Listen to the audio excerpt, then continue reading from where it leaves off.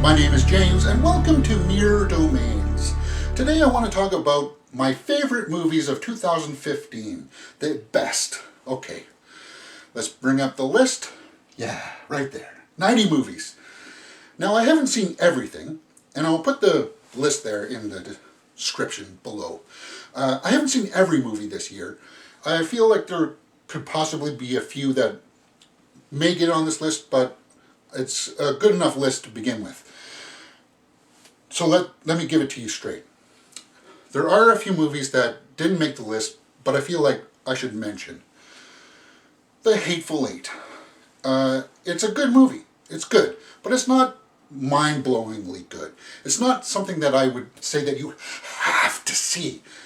If you're a Tarantino fan, you will like it. If you like these kind of obscure little character pieces, then you will like The Hateful Eight. Trumbo.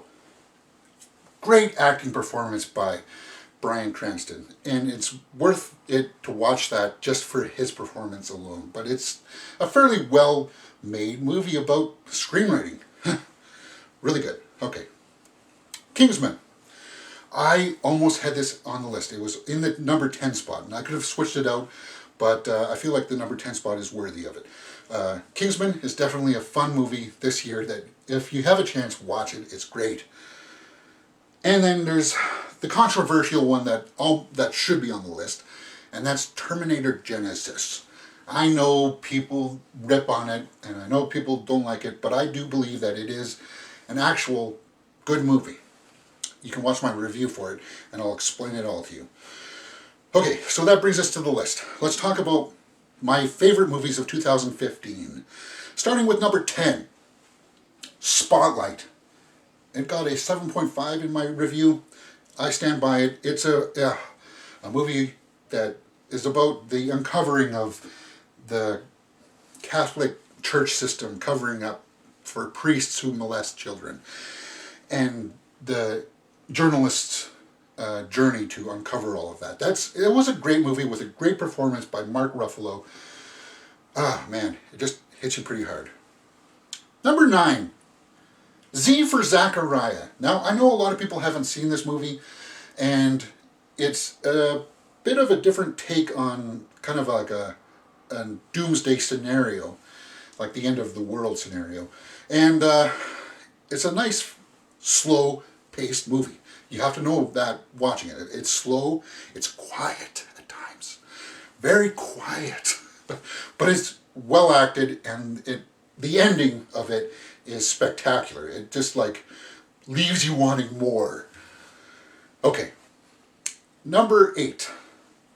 If I put out a review and I want to change it, like there's usually one or two movies that in the year that you'll review it and you'll give a score, and you'll, after the second time you watch it, you're like, yeah, I should probably bump that up. And I did for The Revenant. Originally I gave it a 7.5. I am moving it to an 8 out of 10 because it's that good. It's something that for this year you have to see for the cinematography. It's so beautifully shot. It's a testament to people behind the camera. Even though the story does have a few issues. But for the cinematography alone makes this movie worthwhile to watch. The Revenant, number 8. Number 7. Bone Tomahawk. Yeah. Now this is a Western. This is a better Western than The Hateful Eight. This is a slow kind of Western horror. Horror, if you can believe that. It's horrific in how graphic this era in time was. And you know, Kurt Russell does a fantastic job in this movie, but what really stands out is the dialogue.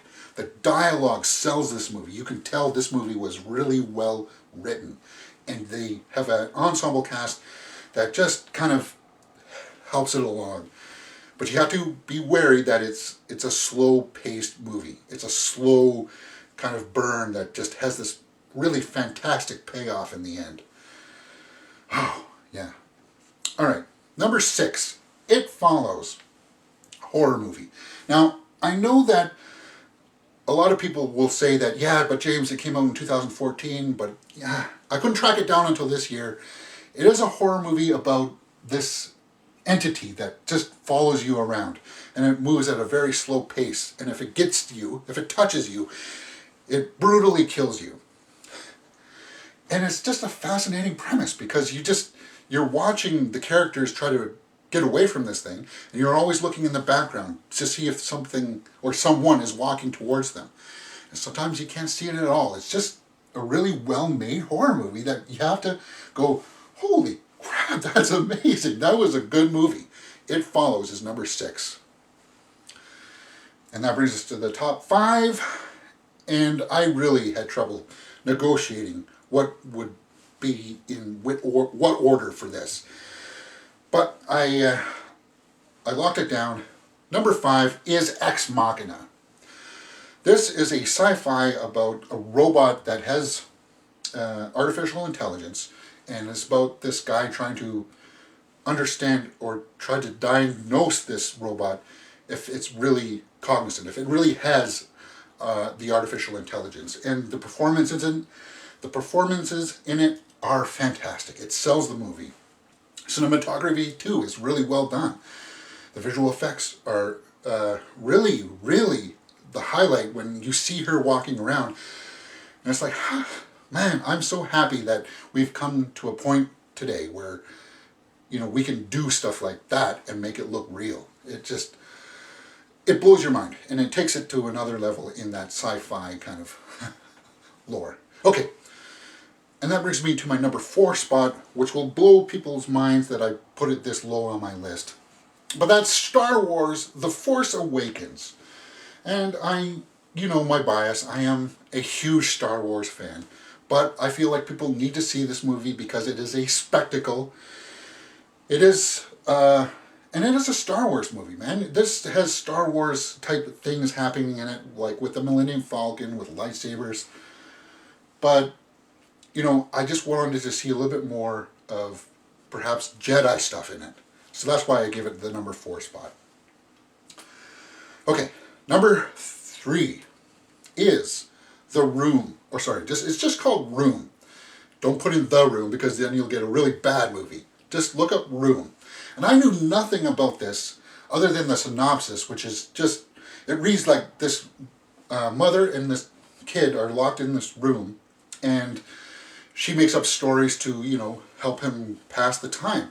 And I thought the movie was like going to take place all inside the room, but it doesn't. And for the first while, you're looking at them and you're like, there's something wrong with them. Is this like a post-apocalyptic scenario where they're in a bomb shelter of some kind? And there's something weird going on with this guy that comes and visits them and brings them stuff. And about halfway through, man, it just takes this different turn, and you realize, oh, that's what this movie is really about. And the performances in it, her and the kid is the best kid actor that I've seen in a long time. Oh man, this kid picks up and carries the movie for about more than half of it. And it's just, you're watching the second half of this unfold and you're like, oh, this is a fantastic movie. Wow. Room. It's a small one. It's going to be a little bit hard to find for some people, I think. But if you can get your hands on it, watch it. It is a solid 9 out of 10. Wow. Okay. That brings us to the second best movie of the year, and that's The Martian at 9.5. And I gave it a 9.5 because there was really nothing to complain about. I looked at the story. It was really well written. It's well acted. It's well paced. You're just fascinated from the get-go. And to watch this guy's journey it's almost like an Iron Man story, where it's like this guy's using his brain to think himself out of the situation. And I found that to be incredibly inspirational. And it has humor in it too. It's funny at times. It uses the soundtrack to give you some laughs. The Martian is definitely worth seeing. And that brings me to my number 1 favorite movie of the year. I had to watch this movie again recently. And upon doing so, I realized that yes, this is an incredibly well-made movie, and that is Mad Max Fury Road. The visuals in this just blow your mind. The acting is really well done too. Just not from Tom Hardy, but Charlize Theron as Furiosa is superb.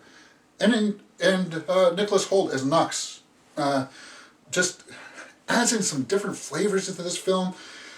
The stunts and everything, like the visuals, you just have to see this movie. You have to. It's mind-blowingly awesome.